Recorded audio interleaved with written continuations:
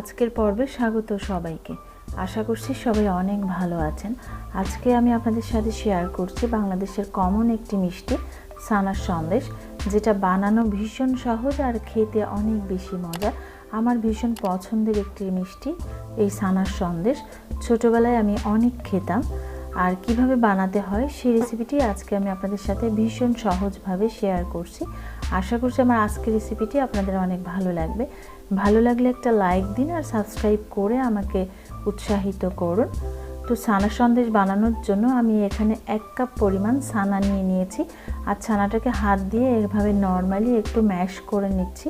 তবে খুব বেশি ম্যাশ করার কোনো দরকার নেই, একটু ঝুরঝুরে টাইপের। আর এই পর্যায়ে আমি 1 কাপ ছানার জন্য আধা কাপ চিনি দিয়ে দিচ্ছি। চিনিটা আপনাদের পছন্দ অনুযায়ী বাড়িয়ে কমিয়ে নিতে পারেন। ছানার সাথে চিনিটাও আমি একটু ভালো করে মিশিয়ে নিচ্ছি হাত দিয়ে। আর যে পাত্রে আমি সন্দেশটা বানাবো সেই পাত্রেই সরাসরি এই কাজটি করে নিলাম। এরপরে চুলায় বসিয়ে দিয়ে চুলার আঁচটা মিডিয়াম টু লোতে রেখে জাল করে নিতে হবে 3-4 মিনিট। চিনিটা মেল্ট হয়ে গেলে এই পর্যায়ে এর মধ্যে দিয়ে দিচ্ছি হাফ টিস্পুন পরিমাণ এলাচের গুঁড়ো। এলাচ গুঁড়ো দিয়ে নেড়ে চেড়ে নামিয়ে নিতে হবে।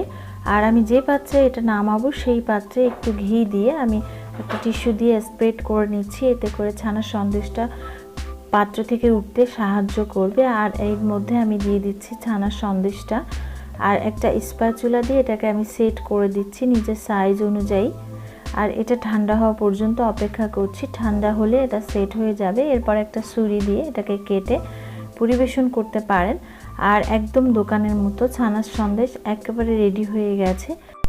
এটা খেতে কিন্তু অনেক বেশি মজার, আর বানানো কতটা সহজ সেটা দেখলেনই তো। আশা করছি আমার আজকের রেসিপিটি আপনাদের অনেক ভালো লেগেছে। ভালো লাগলে একটা লাইক দিন আর সাবস্ক্রাইব করে আমাকে সাপোর্ট করুন, কারণ আপনাদের লাইক, কমেন্ট, শেয়ার, সাবস্ক্রাইব আমাকে অনেক বেশি আনন্দিত করে। সবাই খুব ভালো থাকবেন। Thank you so much.